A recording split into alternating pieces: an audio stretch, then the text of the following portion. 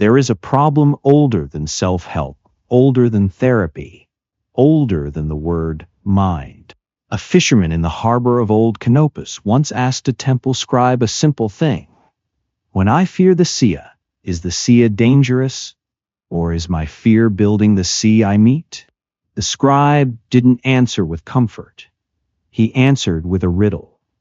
Show me the boundary between the one who thinks and the thing he thinks about. Centuries later, fragments of blackened papyrus, stained, cracked like dry skin, repeat the same accusation.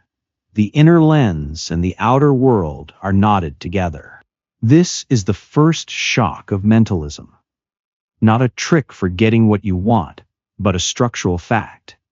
Experience is shaped by the quality of the intelligence organizing it. Change the lens, and reality reorganizes.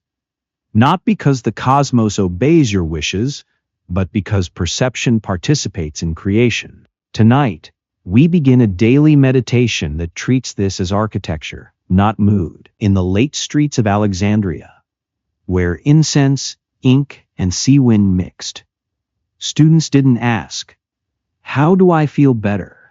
They asked, "What is the mechanism by which the world appears?" A Hermetic tutor named Asterion would draw a circle in dust and say, "If you cannot locate the border of your awareness, you will mistake your habits for reality." The Gnostic circles made it sharper. If the inner faculty is distorted, then the world you inhabit will be distorted, not as a punishment, but as a correspondence. Later, in the language of the Neoplatonists, the soul descends by taking narrower forms of knowing and ascends by recovering wider ones. Early Kabbalistic cosmology echoes the same. Consciousness contracts into the finite, then must relearn its own ladder. So mentalism is not optimism. It is not think positive. It is structural repair.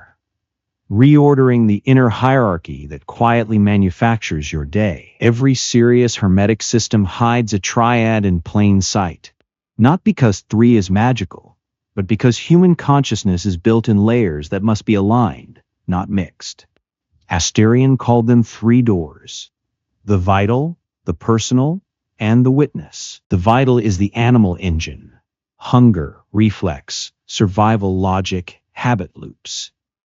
It is not stupid, just faithful to repetition. The personal is the storyteller: emotion, judgment, memory, the voice that argues with itself all day.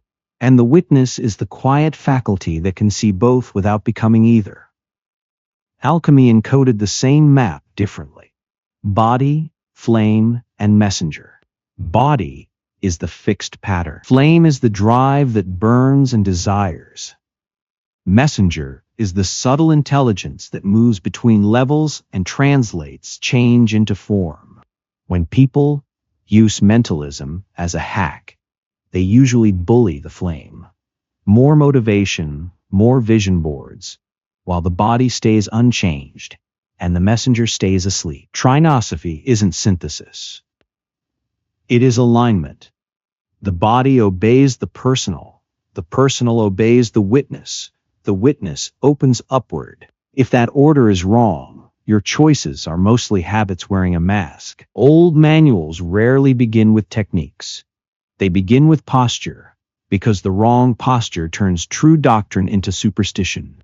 The Hermetic teachers named 3 dispositions, and they sound almost offensive to modern ears. Silence over belief, not secrecy, not vagueness. Silence means refusing the addiction to instant interpretation. The personal soul wants to label everything, so it can feel safe. Silence withdraws that reflex, just long enough for structure to show itself. Second, structure over experience. Experience can be vivid and still be useless. A dream, a vision, a rush of meaning. Without structure, it becomes spiritual entertainment. Structure is the skeleton that lets insight walk. Third, doubt as purification, not cynicism. Doubt is a solvent.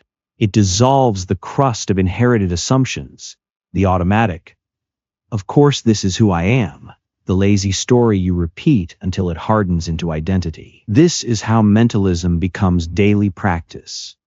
You stop trying to force reality with emotion.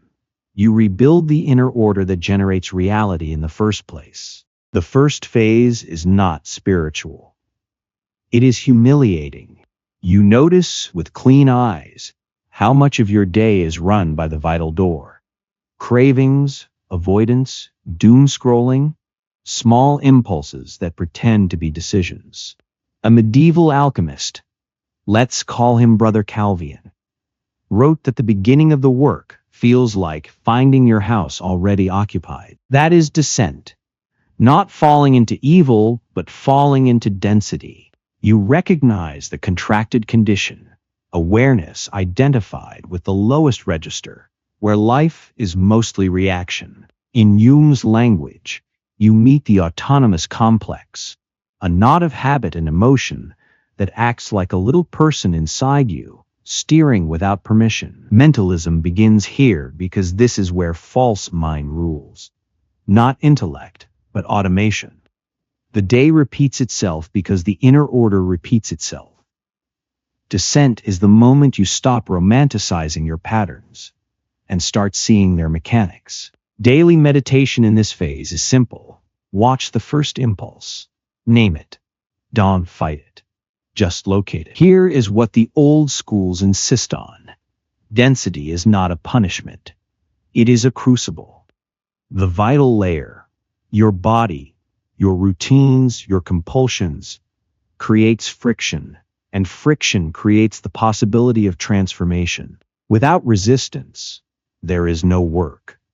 There is only fantasy. In the Neoplatonic frame, descent is the soul taking on narrower modes of knowing. In the early Kabbalistic map, consciousness settles into the lowest chamber, where everything feels separate and urgent. But the secret is this: only from maximum contraction can return become real, not theoretical. It's easy to love the one in abstraction. It is harder to reorder your inner life while your phone vibrates, your appetite argues, and your old story begs to be believed. Jungs would call this the confrontation with the shadow of habit.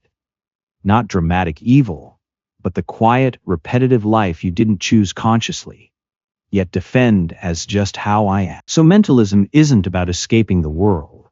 It's about learning how the inner world manufactures the outer one, then changing the manufacturer. After descent comes confrontation, and it is rarely cinematic. No thunder, no angels, just the slow pressure of meeting what you've accumulated. The vital layer has stored cravings, reflexes, and emotional shortcuts. The personal layer has built a narrative to justify them. Confrontation is when the narrative stops working. Brother Calvian described it as opening a sealed jar. The air inside is stale, and yet it is the air you've been breathing. In older language, this is the encounter with the keepers of the threshold, not external demons, but inner jurisdictions. Each habit defends its territory.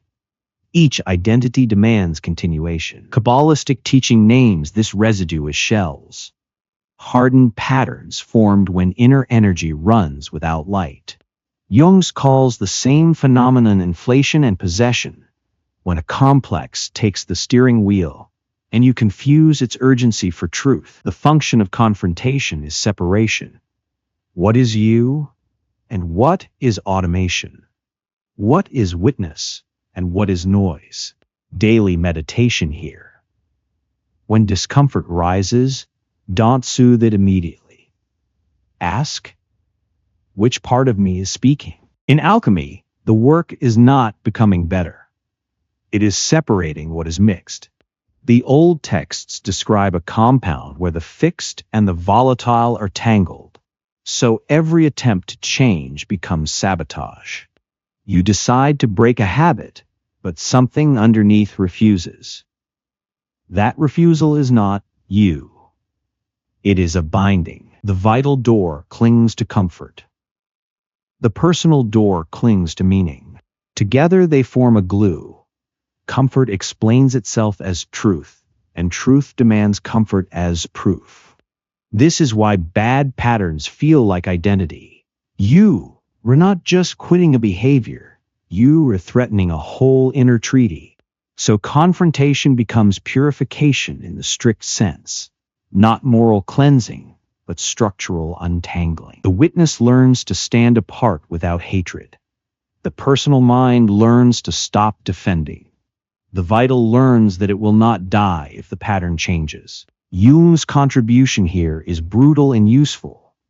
The psyche repeats what it has not made conscious. Repetition is not fate. It is unobserved structure. Daily meditation. Choose one small compulsion. Watch it arise. Let it peak. Let it pass. You are training the messenger. Reorientation doesn't arrive like a victory. It arrives like a new angle. One day you notice the same trigger, and the old reaction doesn't fully claim you. The impulse still appears, but it no longer sounds like a command. This is the first sign that the witness is becoming a stable seat. In the Neoplatonic frame, this is the start of the return movement. Not arrival, but direction. The soul is no longer facing downward by default. In temple language, you have reached an inner threshold. Not inside the sanctum, but no longer lost in the outer courts. Here's the key. Reorientation is not emotional certainty. Often it feels like less certainty. The personal mind hates this because its power comes from fixed coordinates, labels, beliefs, explanations. When those loosen, it panics. Yet structurally, loosening is progress. Brother Calvian said the sign of true reorientation is less speech inside. Fewer arguments. More seeing. Daily meditation. Sit for 7 minutes. Don't chase thoughts. Don't fight them. Each time you notice you've emerged with a thought, return to the simple fact. I am aware. That is the hinge between the old orientation and the new one. There is a region the traditions describe with unusual precision, the abyss. Not a place of horror, but a suspension of meaning. The personal mind loses its map before it receives a higher one. In Kabbalistic language, there is a hidden threshold, sometimes called the knowledge gate, present in function, absent as a stable home. It represents a strange interval. You can no longer fully believe your old story, but you cannot yet live from the new register. So the psyche wobbles. You feel unmoored. Even your victories taste flat. This is where people relapse into old habits, not because they love them, but because habits provide coordinates. A bad pattern is at least familiar. The abyss removes familiarity. Jungs would call this a liminal phase. The ego's old center no longer works, and the unconscious rearranges the hierarchy. The danger is mistaking suspension for failure. The function is dissolution. Without it, reorientation remains cosmetic.